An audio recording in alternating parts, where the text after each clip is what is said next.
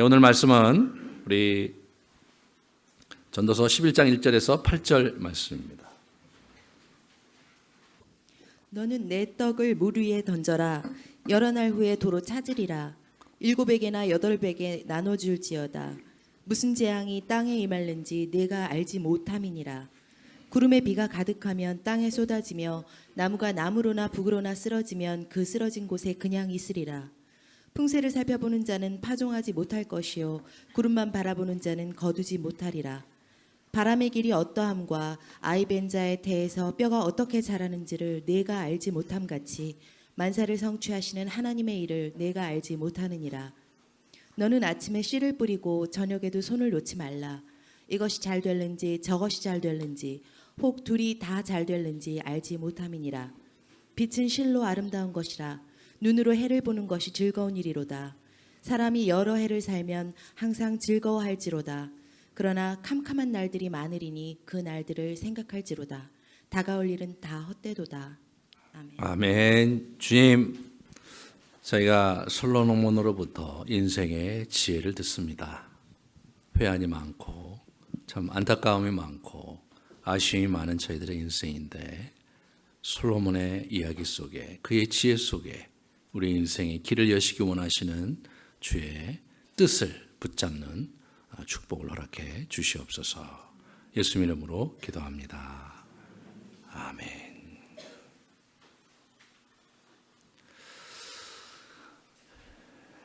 이제 솔로몬의 이야기가 막바지에 접어들고 있습니다. 같이 보셨듯이 솔로몬은 자기 인생의 실패의 교훈 속에서, 자기가 잘못 살아온 인생 여정 속에서 많은 것을 누리고 많은 것을 붙잡고 많은 것을 이렇게 획득했다고 생각했지만, 사실 하나님 안에서 아무것도 소유할 수 없었던 그의 안타까운 과거를 돌이키면서 참회록처럼 이 전도서를 우리에게 안겨줬습니다.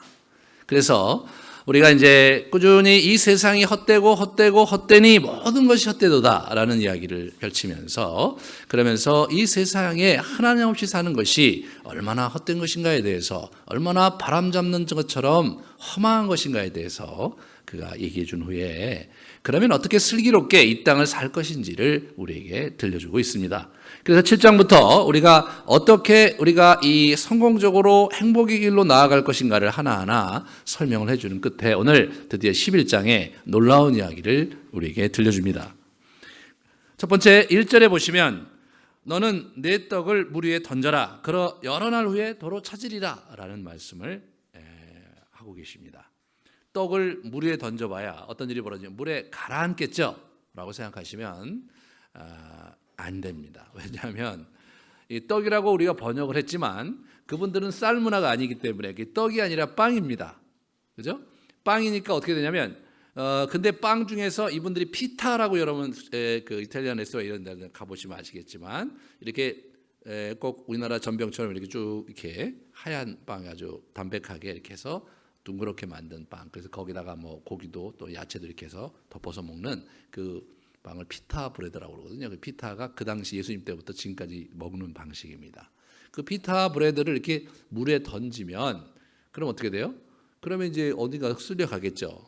그런 얘기인데, 그런데 여러 날 후에 도로 찾는다 이거예요. 피타 브레드가 뭐 떠가봐야 얼마나 떠가겠어요. 결국은 다 회파되고 뭐 없어질 텐데 여러 날 후에 그거를 얻을 것이라고 우리에게 얘기해 줌으로써, 이것이 빵에 대한, 단순히 빵에 대한 얘기가 아니라 무언가 비유하고 있다는 것을 우리가 엿볼 수가 있죠. 그래서 지난 2000년 동안 교회 역사 속에서 이게 도대체 무슨 얘기냐를 가지고 학자들이 세 가지의 큰 견해로 이것을 해석해 왔습니다. 첫 번째가 뭐냐면 이걸 구제하라는 뜻이다. 그래서 2절에 보시면 이제 이렇게 7과 8개로 이렇게 나누어서 이렇게 나누어주는 것을 의미하는 거 아니냐, 그렇게 생각했던 그룹이 있었어요. 그것은 이집트 잠언에 선행을 하고 그것을 물속에 던져라. 물이 마르면 그것을 되찾게 되리라 라고 얘기하는 이집트 잠언의 근거에서 이제 그렇게 생각을 했더랬습니다. 그래서 후덕하게 사람들을 대해서 한 몫을 7 또는 8에게 나눠주면 나중에 네가 어려울 때 다시 그것이 너에게 돌아올 거 아니냐, 그런 얘기를 들려준 것이죠. 두 번째로는 내 상품을 해외에 무역을 해라, 이런 해석이 있었습니다.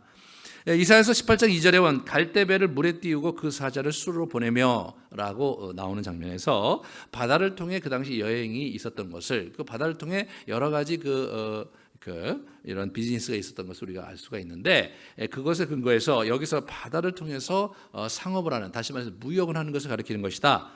그래서 이 본문을 무역적 모험을 감행하라로 해석하는 것이 맞다. 그런 그룹이 있었습니다. 세 번째로는 무의미한 짓을, 빵을 물에 던지는 것이 얼마나 허탄하고 무의미한 짓이냐 말이에요. 예? 그냥 그렇게 무의미한 짓을 했는데 그럼에도 불구하고 나중에 복으로 돌아오는 일이 있다. 이제 그런 얘기를 한 것이다라고 해석한 그런 사람들도 있었습니다. 그런데 이렇게 이제 해석이 이렇게 분분할 때는 이 본문의 문맥 속에서 어떤 것이 더 적합한가를 찾아내는 것이 이제 해석학의 원리입니다. 보시면 2절을 보시면 이제 7에게나 8에게나 나눠줄지어다 무슨 재앙이 땅에 임하는지 내가 알지 못한다. 그런 얘기하면서 재앙이 임할 것을 생각해서 이게 이제 7, 8건으로 나누어서 뭔가를 하라고 얘기를 하고 있고요. 그 다음에 이제 4절에 보시면 풍세를 살펴보는 자는 파종하지 못할 것이고 구름만 바라보는 자는 거두지 못하리라, 이렇게 얘기함으로써 뭔가 농사 짓거나 뭔가를 하는 것을 얘기하는 거예요. 농업 행위를, 다시 말해서 경제적인 행위를 하는 것을 의미하는 그런 문맥 속에 있으므로 이게 경제 활동을 얘기하는 것입니다. 구제를 얘기하는 게 아니라. 그러니까 경제 활동을 얘기하는데 그 당시 솔로몬의 왕에게 3년마다 큰 산단이 있었다고 그래요. 왕이 바다에 다시스의 배를 두어 히람의 배와 함께 있게 하고 그 다시스 배로 3년에 한 번씩 금과 은과 상아와 원숭이와 공작을 실어 왔습니다 라고 열왕기상 10장 22절에 이야기하고 있습니다. 그러므로 이 솔로몬이 육로 전체의 무역로를 확보했을 뿐만 아니라 해상 무역 전체를 이 사람이 장악하고 있었거든요.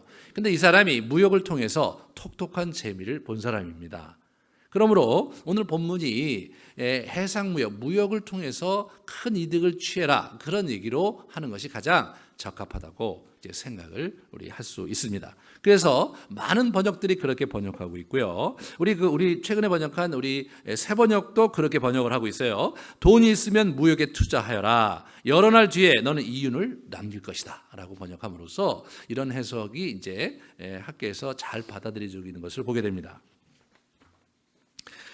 이 사람이 우리가 이제 당혹스러운 것은 처음에 헛되니 모든 것이 헛되도다 이렇게 하면서 허무주의를 논하는 것 같았고, 세상에 일을 많이 해봐야 남는 게 없는 거 아니냐, 또 우리가 열심히 하는 모든 수고가 헛되다 이미 정해진 대로 다 흘러가는 거 아니냐, 내가 막 여러 가지 일도 해보고 비즈니스도 해보고 그리고 막 즐겨보고 또 여러 가지 건축도 해보고 다 해봤는데 그게 다 바람을 잡는 것까지 헛된 일 아니냐, 그렇게 얘기하면서 또 여러 가지 부귀와 또 우리 이 탐욕 이런 것들이 모두 헛되다는 얘기를 1장부터 6장까지 장황하게 나름대로 연구하고 탐색한 결론을 우리에게 이렇게 보여줬었거든요. 그런 사람이 갑자기 11장에 와서 돈을 벌어라 그런 얘기를 하는, 그 돈도 뭐예요? 무역을 하라는 거예요. 무역이 위험부담이 굉장히 큽니다. 위험부담이 굉장히 큰데 무역을 하는 이유가 뭐냐면 잘 되면 대박이거든요. 그러니까 성실히 농사를 져라 이렇게 얘기하면 그래도 뭐 타당한 것 같아요. 농사는 그래도 우리가 열심히 수고한 만큼 땀을 흘린 만큼 우리에게 보답을 주는 게 농사라면, 무역은요 땀을 흘린 만큼이 아니라 그 이상의 대가를 줄 수도 있지만 모든 것을 송두리째 날려버릴 수도 있는 그것이 무역인 거예요. 이런 일에 도전하라고 얘기하는 거예요. 그러니까 약간 좀 우리가 뜨악하죠. 야, 이 사람이 도대체 아니 세상이 다 헛되다며 그런 모험을 해서 쪽박을 쳐면 어떻게 하려고. 여기에 솔로몬 이야기에 긴장이 있습니다. 솔로몬이 헛되다는 얘기를 한 이유가 뭐냐면 이 세상이 하나님 없이 헛된 것을 추구하고 많이 살아봐야 남는 게 하나도 없다. 이 세속적인 사고방식과 세속적인 패러다임과 세속적인 이 세계관 속에는 열매, 다시 말해 인생에 붙잡을 게 아무것도 없다. 그렇게 하면서 그러한 것을 해독을 시킨 거예요. 1장부터 6장까지. 그러니까 세상에 별일 아니니까 그냥 먹고 마시고 즐기고 가정과 행복하게 이렇게 사는 거 그게 인생이지 그 이상도 그 이하도 아니다. 그러고 끝내는 것 같지만 실제로 이분이 우리에게 들려주고 싶은 얘기는 뭐냐면 그렇지만 인생의 다른 각도에서 보면 정말 이 세상을 우리가 도전하고 살아야 될 분명한 이유가 있는 것이고 또 마땅히 우리가 큰 모험을 감수하고라도 그렇게 해야 된다. 그렇게 얘기하는 거예요. 참 대단한 겁니다. 그러니까 세상을요 등지고 세상을 아주 비관적으로 바라보면서 또 허무적으로 바라보면서 그러면서 이렇게 아주 노장자처럼 말이에요. 그냥 어차피 될 것도 없고 안 될 것도 없고 그러니까 이렇게 편안하게 나 자신을 이렇게 일신상의 안일과 또 그런 걸 도모하고 정신적인 쾌락을 추구하면서 또 기쁨을 추구하면서 쭉 하는 동양적인 그러한 분위기와는 완전히 틀린 겁니다. 동양의 종교는 그런 그 모든 것들이 별것 아니니까 다 그 욕망과 우리의 그 탐욕 이런 것들을 내려놓고 그것이 아무것도 아니므로 그러면서 무의자인 자연으로 돌아가서 하늘의 뜻에 이렇게 귀의하는 형태로 살아야 된다는 것이 동양 종교가 우리에게 주는 허무주의 그런 뉘앙스인데 솔로몬이 얘기한 전도서는 그런 게 아닌 거예요. 인생을 제대로 살고 제대로 도전해서 뭔가를 얻어야 될 것이 인생이다. 그 얘기를 하고 있는 것이죠. 그러므로 오늘 이 이야기는 우리가 성공한 그 사업가 CEO인 솔로몬이 사업을 하려면 이렇게 하라고 우리에게 한 수 들려주는 장면입니다. 내용은요, 사실 우리가 다 알고 있는 내용이에요. 경영학 교과서를 보면 누구나가 이렇게 보면 이렇게 얻을 수 있는 그런 내용인데 가만히 이걸 들춰보면 거기에 아주 깊은 의미가 담겨 있습니다.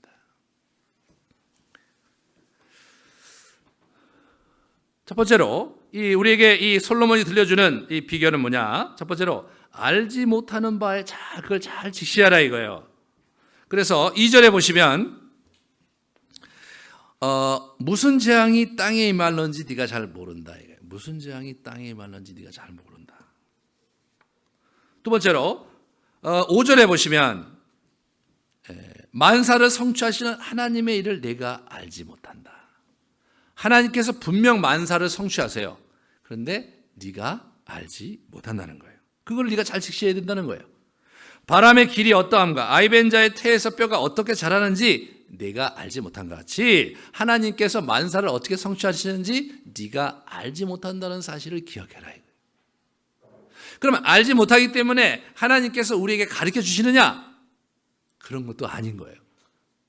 왜냐하면 2절에 보면 혹시 모르니까 7군데 8군데 분산 투자해라 그런 얘기를 하고 있거든요. 우리는 하나님께서 우리를 인도하시면 그러면 이 길로 가면 반드시 성공할 것이라고 기대하는 그런 나름대로의 우리의 그 통념이 있어요.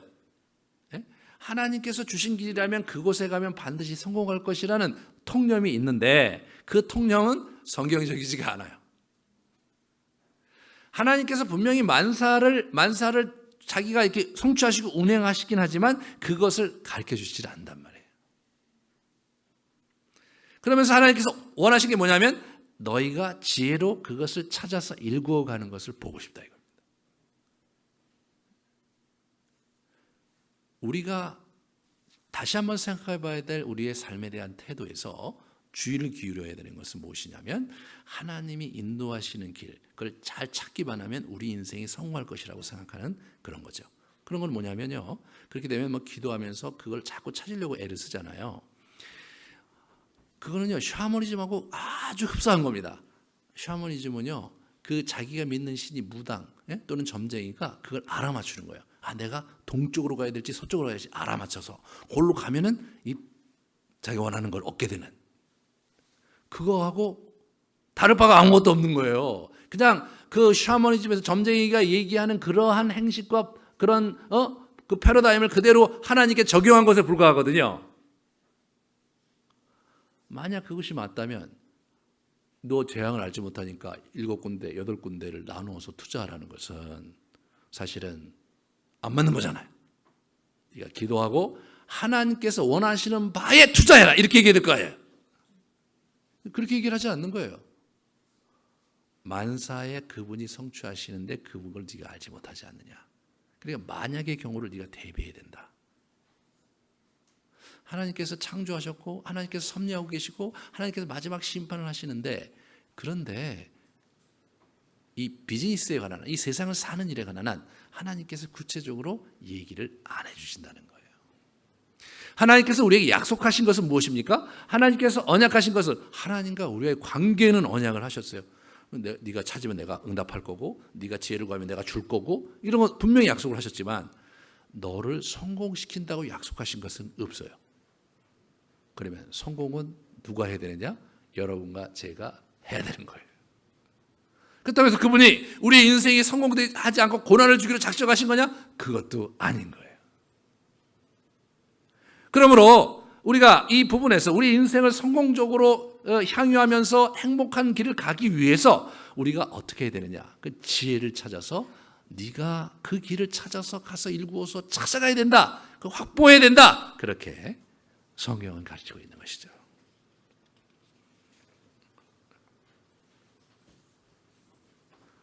6절에 보세요. 6절에 너는 아침에 씨를 뿌리고 저녁에도 손을 놓지 말라. 이것이 잘 되는지 저것이 잘 될지 둘 중에 다 잘 될지 알지 못한다.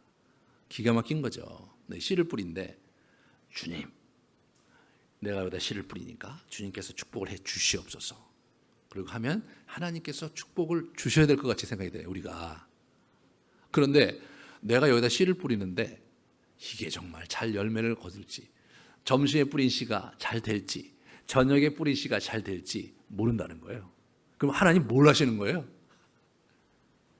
이 부분에서 이 긴장이 있는 거예요. 모르는 거예요. 어떻게 될지 여러분과 제가 알 수가 없는 거예요. 그럼 하나님이 그럼 어떻게 하시느냐? 하나님이. 그러니까 이게 뭐냐? 하나님은 우리에게요, 물고기를 주시는 게 아니라 물고기 잡는 법을 가르쳐 주시길 원하는 거예요. 그렇게 해서 우리 인생을 스스로 도모해서, 그리고 우리가 우리의 인생을 붙잡기를, 그걸 원하시는 거죠. 근데 이것을 하나님께 인도함 받고 하나님과 교제하는 영적인 차원의 이러한 하나님과 우리의 관계의 그 원리를, 이 물질적인 차원과 세상을 사는 삶의 원리에 이걸 같이 이렇게 이걸 혼란을 시켜서 같이 붙여버리니까 굉장히 혼란스러운 거예요. 저도 참 제 인생에 살아오면서 그런 적이 많았거든요. 아, 하나님께서 인도하셨으니까 이것은 반드시 잘 될 것이다. 그렇지가 않더라고요. 제가 여태까지 살아오면서 이 사역에 관한 한 하나님이 인도하시니까 잘 될 것이라는 것은 대부분 다 잘 됐어요. 그렇지만 이 세상을 사는 일은 그렇지가 않더라고요. 이게 너무 이상했어요. 왜 하나님의 일은 이렇게 하면은 잘 되는 것 같은데 내가 이 세상을 도모하는 일은 잘 안 되느냐? 이게 틀려요. 이게 전혀 다른 차원의 일인 거예요. 이게.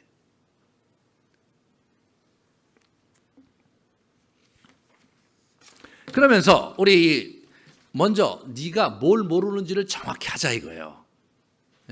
그러니까 비즈니스 하면서 하나님께서 이것을 복 주실지 이런 거 모른다고 얘기하라 이거예요. 재앙도 많고 여러 가지 변수도 많은데 그게 어떻게 그렇게 된다고 얘기할 수 없다는 거 아닙니까 이게. 그런 거예요. 그래서 이게 보시면 이제 2절서 4절에 이 벤처기업, 이 모험적인 이 사업의 이 투자 요령을 우리에게 얘기해 주고 있어요. 첫 번째 2절에 보시는 거죠. 만약에 재난을 대비해서 위험을 분산시켜야 된다 이거예요. 7이나 8에게 나눠줄지어다. 7이나 8개 나눠줘요. 그래서 그렇게 해서 분산해야 만약에 사태에 대비할 수 있지 않겠냐는 거예요. 플랜 B, 플랜 C, 플랜 D, E 자꾸 만들어 놓으라는 거예요. 우리는 기도하면서 하나님이 주시는 한 길을 우리가 얻기 원해요. 하나님 주셨기 때문에 내가 그걸로 먹고 살고 그걸로 우리 인생을 올곧게 세우기를 원한단 말이에요. 그런데 여기 얘기하면 그런 건 없는 거예요. 네? A가 될지 B가 될지 C가 될지 D가 될지 우리는 모르는 거예요. 그러니까 A로도 해놓고 B로도 해놓고 C로도 해놓고 D로도 해놓고 이렇게 해놓으라는 거예요. 그러면 그러다가 보면 복골복으로 뭔가 장점이 될 거다 이런 식으로 얘기를 하는 거예요. 그러면 도대체 하나님이 하시는 일은 뭐냐 이거예요.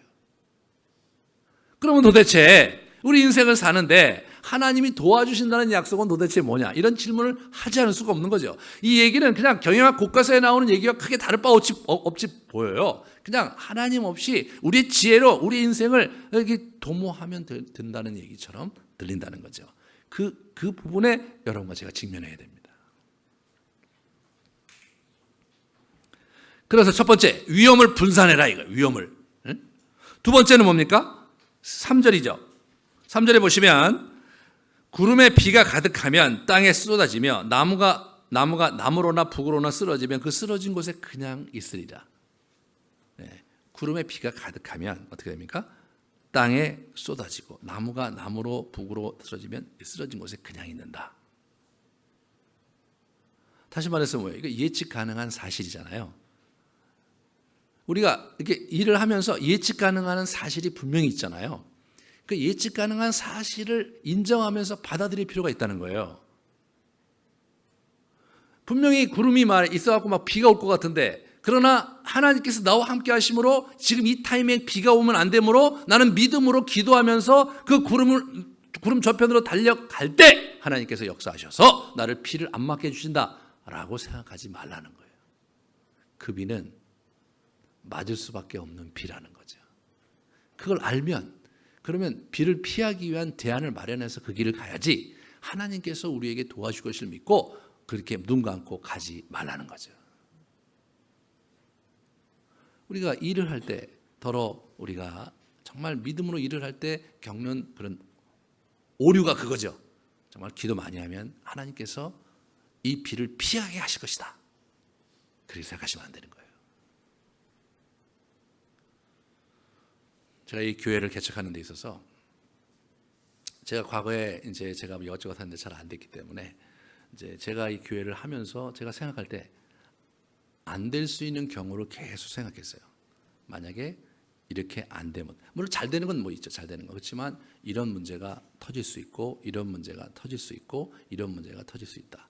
그리고 이제 개척하는 과정에서 있는 여러 가지 일들에 대해서 주변의 얘기를 들으면서 이런 문제가 있을 것이다라고 제가 얘기를 들었어요. 근데 하면서 예전에 같으면 나에게는 그런 일이 없을 것이다, 하나님께서 함께 해주시니까 이쪽에 긍정적인 사이드만 있을 것이다, 그렇게 생각을 했는데, 제가 6년 오면서 내린 결론은 겪을 거 하나도 빠짐없이 다 겪는다. 다른 사람들이 교회를 개척하면서 겪는 그 모든 일을 하나도 빠짐없이 다 겪고 가는 거, 그게 교회를 세우는 일이더라고요. 하물며 비즈니스를 하신다면 그거 모두 다 겪을 것을 예상하셔야 돼요.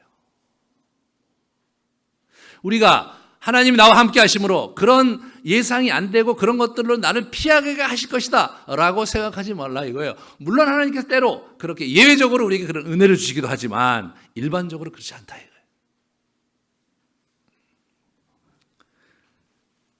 그 다음에 4절에 보시면 풍세를 살펴보는 자는 파종하지 못할 것이요 구름만 바라보는 자는 거두지 못할 것이다. 고대 팔레스티나에서는요, 파종 때 가장 적합한 건 바람이 거의 없는, 그럴 때 파종하는 게 가장 좋다. 왜냐하면 이게 흩뿌려지니까 이 씨가. 그 다음에 거둘 때는 뭐예요? 거둘 때는 햇볕이 좋고 하늘에 구름이 없으면 수확하기가 굉장히 좋은 걸로.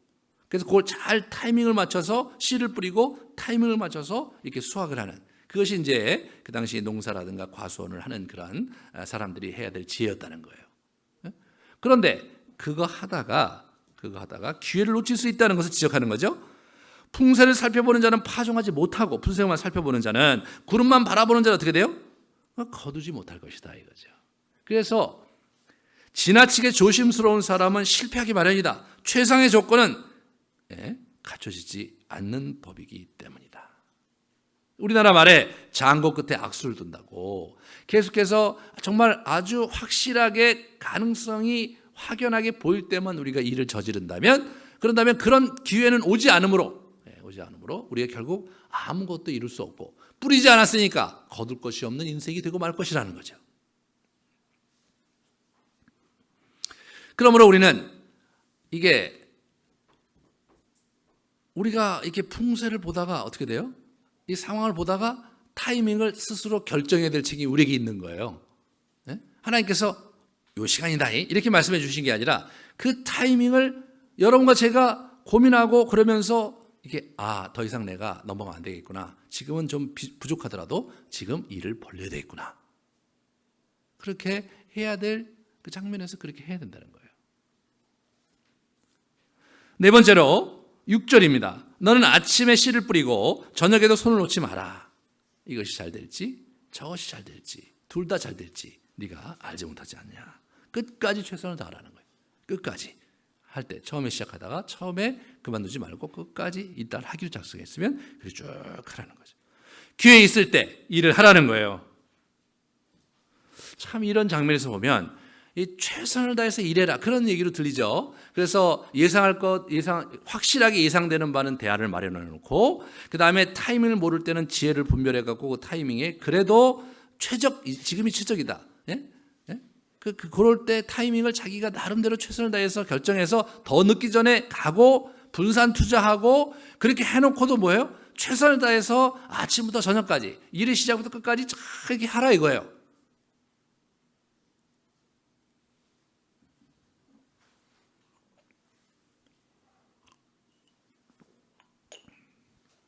문제는 뭐예요? 그럼 그렇게 하면 다 되냐 이거예요. 네?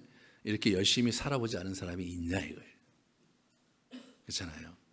그러니까 우선 이것이 기본적인 원리인데 우리가 주의해야 될 것은 뭐냐면 이 솔로몬이 이걸 11장에다가 안치하고 있다는 거예요. 여기다가 위치시키고 있다는 거예요.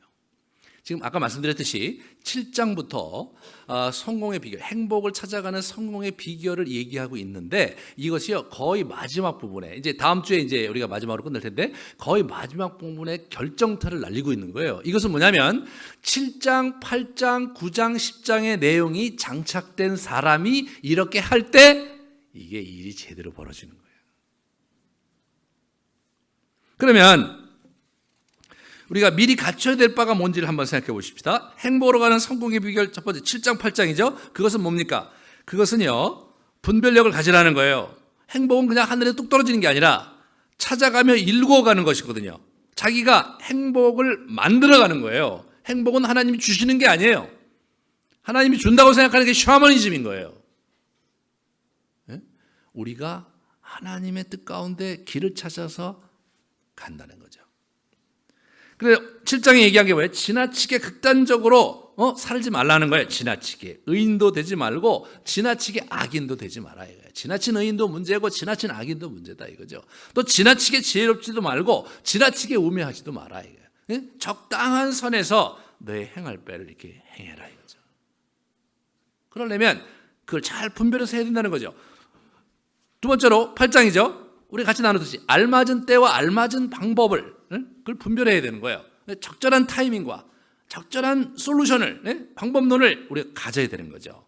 이게 지혜를 장착하는 거예요. 분별력을 장착하는 게 중요하다 처음에. 그래서 이게 완급을 잘 조정하고 말이에요. 타이밍하고 방법을 잘 지혜롭게 모색하는 이런 부분에서 우리가 그걸 익히고 그걸 확보를 하고 두 번째로는 이 9장 전반부에 얘기했던 사랑하는 사람들과 현재를 즐거워하며 누리며 살아라 이거죠. 먹고 마시고 수고하고 말이에요. 내 사랑 아내와 함께 즐겁게 지내라. 옷도 좀 하얗게 빨아서 깨끗하게 입고 말이에요. 이 가정생활과 우리의 이 즐거운 생활, 현재를 즐길 줄 아는 사람이 스트레스를 거기서 풀어내고 말이에요. 그러면서 새 힘을 얻고 의욕을 갖고 말이에요. 재충전하고 말이에요. 그래서 아이디어가 다시 생기고 말이에요. 이런 우리의 공간이 필요한 거거든요. 이 공간이 없으면 어떻게 돼요? 계속해서 찌들리고 스트레스 받을 때 더 이 생각이 한쪽으로 치우치고 더 힘들어지고 말이에요. 그리고 분별력을 제대로 갖추지 못했기 때문에 최선을 다해서 했는데 하고 보니까 적은 우매라 결국은 큰 재앙으로 올 수도 있고 말이에요. 이게 있는 거예요. 그러니까 이 현재를 즐거워하는 습관을 그리고 그것을 구체적인 툴을 우리가 확보를 해야 되는 거예요. 즐겁게 지내야 되는 거예요. 즐겁게. 그래서 노세 젊어서 노세 뭐 부어라 마셔라 이렇게 살라는 게 아니라 그러한 우리의 그 내면의 정서적으로 영적으로 안정된 공간을 가지고 있으면서 분별력을 가지고 있고요. 그러면서 한 가지 이제 지난 시간에 같이 얘기했던 거 뭡니까? 10장에 당신의 도끼날을 갈아야 된다 이거예요. 당신이 하고 있는 그 분야에 도끼날을 갈아둬야 된다 이거예요. 도끼날을 갈아둬야 어떻게? 기회가 왔을 때 자기 것으로 만들 수 있지 않겠냐는 겁니다. 기회가 오면 하늘에서 새 도끼가 내려오는 게 아니라 네가 갈아둔 도끼로 그걸 쳐야 되는 거예요. 이게 일반적인 원리인 거예요. 한 선교사님 얘기를 들었는데 중국에 선교사를 가셨는데 갑자기 방언이 터졌는데 중국 방언이 터지신 거예요. 그래갖고 자기는 중국어를 배우지도 않았는데 중국어를 능통하게 하시게 됐다는 얘기를 제가 들었어요. 때로 도끼가 하늘에서 떨어진 경우도 있는데 그거는 일반적이지 않은 거예요. 저는 그 케이스를 딱 한 번, 제가 이제 처음에 그런 얘기 듣고 제가 중국에 갈 때마다 그 선교사님들한테 물어봤어요. 혹시 방언을 이렇게 중국어로 하신 분이냐고 하면 제가 만나고 그분 외에는 한 번도 본 적이 없거든요. 아마 하나님께서 그분에게 예외적으로 필요했기 때문에 그렇게 주신 것이죠. 누구나가 기도하면 중국 방언을 주시지 않는단 말이죠. 그러니까 비록 중국을 품고 그러지 않았다 하더라도 우리 한태현 목사님도 중국 방언을 받지 못하셨더라고요. 그럼 중국어를 갈고 닦아야 되는 거죠. 그러고 나서 어떻게 돼요? 그러고 나서 주저앉아 있지 말고 일을 도전하라 이거죠. 일을 도전할 때도 원띵만 하는 게 아니라 몇 가지 플랜 A, 플랜 B, 플랜 C 이걸 여러 가지 준비를 해갖고 말이에요. 그래서 그거를 분산 투자하고 또 여러 가지 생각하면서 이렇게 쭉 가다가 어떻게 돼요? 가다가 이 상황이 이제 열리는 그 부분에 이렇게 들어가는 거죠. 자, 무역을 한다고 하면 자기가 무역을 하는데 자기가 무역하는 그 가지수가 7, 8가지가 된다든가 아니면 배를 7, 8개 나눠 태운다든가 그런 것을 의미할 때 갔는데 가서 풍랑을 만나서 배가 3척, 4척이 날아가고 3척, 4척만 남았다. 그럼 반이 이제 결단이 된 거 아니에요. 그럼 어떻게 됩니까? 그 반을 가지고 미래를 도모해야 되잖아요. 그러려면 지혜력과 분별력과 상황 판단력이 있어야 되죠. 반이 날아가 버렸네? 나는 망했다. 이렇게 생각하면서 그러면서 이제 굉장히 그 절망적으로 이를 때려치는 사람이 있는가 하면 반이 남았는데 내가 어떻게 해야 나머지 반을 갖고 미래를 도모할까 생각하면서 잃어버린 반을 생각한 게 아니라 남은 반을 가지고 자기 갖고 있는 역량과 자기 갖고 있는 네트워크와 자기 그런 걸 가지고 스트레스를 자기가 이렇게 소화를 해나가면서 그 남은 반을 가지고 미래를 도모하는 그런 사람이어야 성공한다 이거죠. 그래서 성공하는 거예요. 만약에 앞에 그 7장의 그 분별력과 8장의 그 알맞은 때와 알맞은 방법에 대한 얘기와 9장의 그 우리 삶을 현재를 누리면서 현재를 즐기면서 계속해서 우리의 영혼을 살찌우고 우리의 영혼을 아주 리프레시하는 그런 역동을 갖는 것과 그죠? 그렇기 때문에 이 교회도 그런 형태로 이게 만들어져야 되는 것이죠. 그죠? 그런 것과 그리고 자기의 분야에서 그 도끼를 가는 것들이 이게 꾸준히 되는 사람이라면 사업을 하게 될 때 한 번 실패하고 두 번 실패하고 그렇게 했을지 모르지만 결국은 그 사람은 성공한다는 거예요. 결국은 한 번, 두 번, 세 번, 네 번 실패할지 모르지만 결국은 성공한다 이거예요. 그게 우리 솔로몬이 발견한 지혜라는 거예요.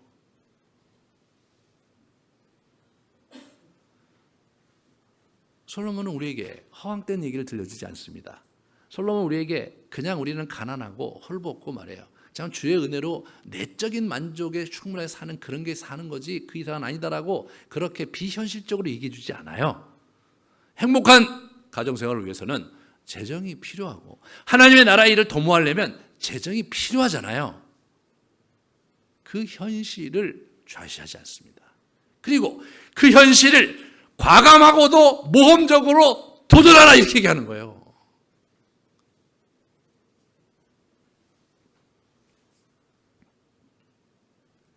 굉장히 도전적입니다. 세상을 피관한 사람이 들려준 얘기치고는 너무나 대단한 얘기예요. 그러니까 여러분 이거를 유대인들이 1년에 한 차례씩 모여서 자기 가족이 모여갖고 말이에요. 애들을 함께 이렇게 텐트 쳐놓고 합숙하면서 매해 읽을만 하지 않았겠어요? 매해 읽어서 지금 어떻게 됐습니까? 아유 전 세계에 막 엄청난 일들을 이루었잖아요. 그 녀석들이요. 여러분 유대인이 헐벗는 거 없어요. 여러분 유대인은 헐벗지 않아요. 여러분 유대인은 가난하지도 않아요.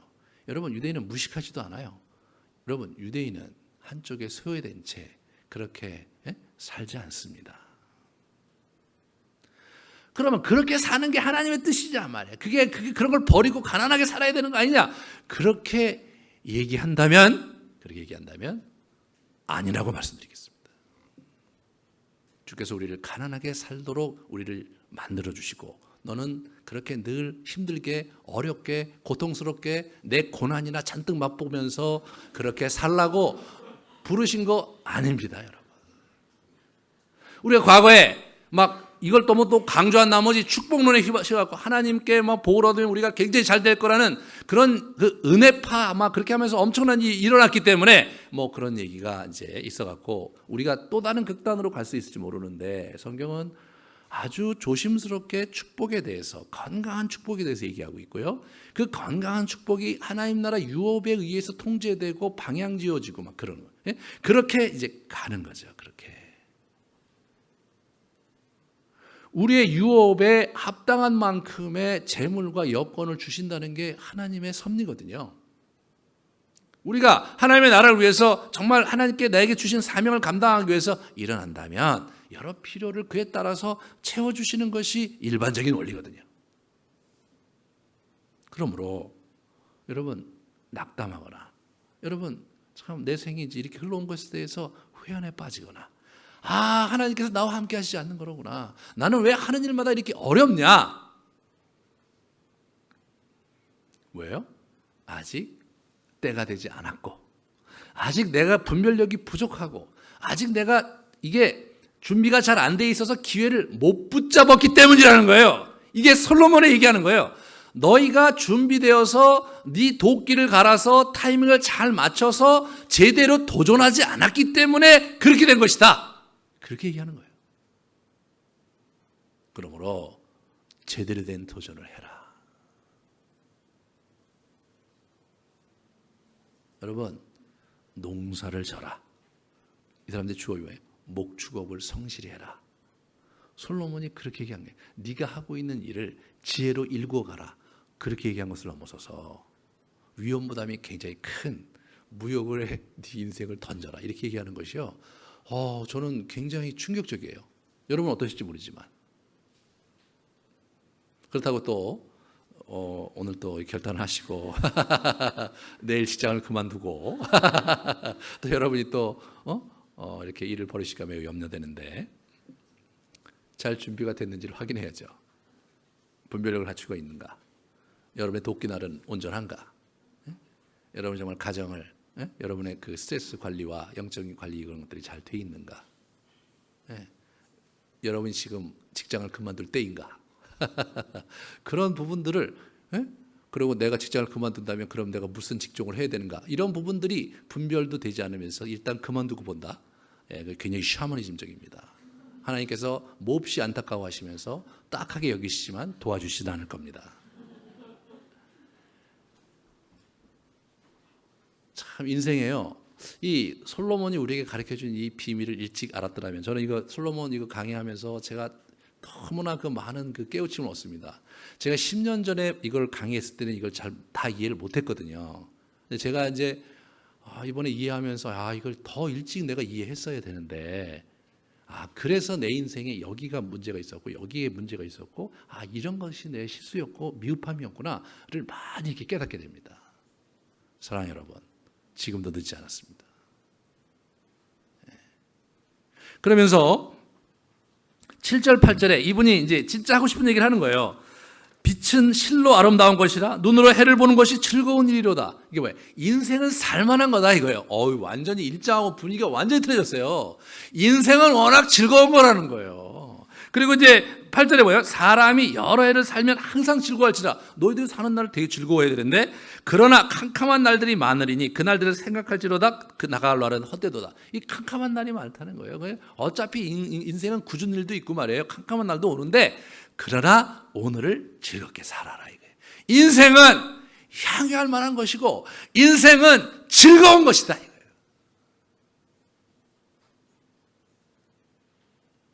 사랑하는 여러분, 즐거운 인생을 즐겁게 사십시오. 그래, 즐겁게 살면서 여러분의 미래를 슬기롭고 지혜롭게 준비하고 도모하면 때로 한 번, 때로 두 번, 또 그 이상 실패한다 손 치더라도 우리는 결코 우리 인생이 그렇게 무너지지 않을 것이고 다시 일어나서 우리의 기회를 붙잡을 수 있어야 되는데 그 기회를 붙잡을 때 어떻게 돼요? 우리 안에 생생한 역동과 기쁨과 즐거움과 그래서 우리의 그 지성과 우리의 분별력이 아주 섬세하고 명료하게 드러나는 그런 형태가 됐을 때 우리의 미래의 때를 우리가 붙잡을 수가 있다는 것입니다. 꼭 그렇게 사시기 바랍니다. 마지막으로 이 캄캄한 날에 대해 생각하면서 우리가 달란트 비유를 생각을 해보겠어요. 이 달란트 비유를 보면요, 그 주인이 어디 먼 길 가면서 그 종들에게 재능에 따라서 어떤 친구는 5달란트, 어떤 친구는 2달란트, 어떤 친구는 1달란트를 나눠준 겁니다. 마태복음 25장에 나옵니다. 갔다 와 보니까 5달란트 남긴 친구가 5달란트를 벌어왔고요. 2달란트 남긴 친구가 2달란트를 벌어왔어요. 근데 이 1달란트가 금 1달란트이기 때문에 굉장히 거금입니다. 근데 뭐 이렇게 산술적인 가치로 보면 한 100만 달러가 넘어요. 꽤 큰 돈이에요. 그러니까 한 500만 달러 준 친구하고 200만 달러 준 친구가 있는 거예요. 그런 친구들은 왔을 때 예수님께서 저희 주인이 평가하시기를 잘하였도다 하고 착하고 충성된 종아, 내가 적은 일에 충성하였음에 내가 많은 것을 내게 맡기리니 내 주인의 즐거움에 참여할지어다. 그렇게 5달란트 된 친구에게 가져온 친구 얘기했어요. 그런데 이 문장이 그대로 2달란트 받은 친구가 2달란트 받았을 때도 똑같은 문장에 토시 하나 틀리지 않고 동일하게 반복이 됩니다. 그게 뭐예요? 재능에 따라 주셨기 때문에 재능이 많은 사람한테는 많이 줬어요. 많이 준 자에게는 많이 찾고 적게 준 자에게는 적게 찾는 거. 그게 하나님께서 셈하시는 셈법이라는 거죠. 공평하세요. 이 세상은요, 이 출발선이 다른 것에 대해서 평가를 하기보다는 결과를 많이 보지만 하나님께서는 결과를 보다는 출발선이 어디로부터 시작해서 여기까지 왔는지를 보면서 그를 평가하신다는 거죠. 그런데 이 1달란트 받은 사람은요, 좀 태도가 틀렸어요. 이 사람은 주인이 왔을 때 당신은 굳은 사람이라 심지 않은 데서 거두고 해치지 않은 데서 모으는 줄 내가 알았다. 그래서 내가 땅에 묻었다가 가져와서 원금이 여기 있으니까 드렸어요. 이 사람은 이분은 자기가 돈 주고 놀러 갔다 오면 우리가 그 돈을 이렇게 다 벌어갖고 말이야. 그거 갖다 주기를 기대하는 그런 사람 아니냐는 거예요. 같이 노력하는 게 아니라. 그리고 주려면 다 똑같이 주지. 왜 쟤는 5달란트고 쟤는 2달란트고 왜 나는 1달란트 주냐 이거예요. 약간 좀 속이 상하고 비교의식과 또 이렇게 열등감과 또 나름대로의 그 자존감이 막 그 낮은 자존감이 무너졌겠죠. 그래서 그걸 땅에 묻은 거예요. 원금은 내가 드린다. 원금은. 이 주인이 와서 얘기합니다. 악하고 게으른 종아, 나는 심지 않은 데서 거두고 해치지 않은 데서 모으는 줄로 네가 알았냐? 그러면 이자라도 챙겨야 되지 않았느냐? 그러면 돈 빌려주는 사람한테 주면 이자라도 남기지 않았겠느냐 말이에요. 그러면서 이 악하고 게으른 종 하면서 그걸 다 뺏어다가 이 5달란트 받은 사람에게 주요. 무릇 있는 자는 받아 풍족하게 되고 없는 자는 그 있는 것까지 빼앗기리라. 저 친구는 어떻게? 바깥 어두운 데로 내쫓으라. 바깥 어두운 데. 캄캄한 마음이에요. 그가 이제 내쫓기는 얘기가 있는 것입니다.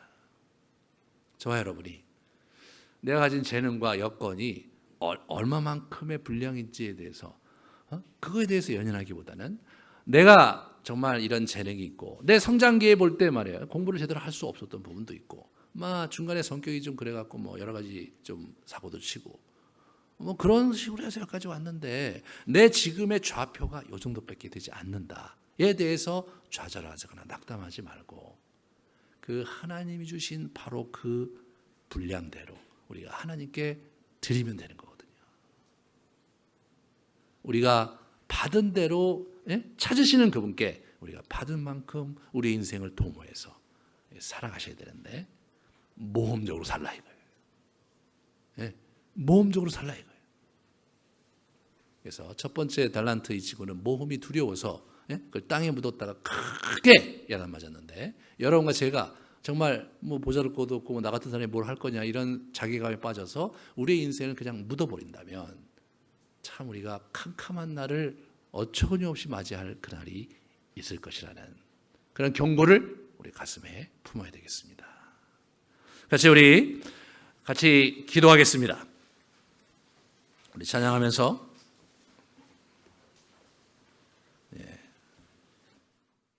찬양하여라 오 나의 영혼아, 하나님 바라보면서 찬양하겠습니다.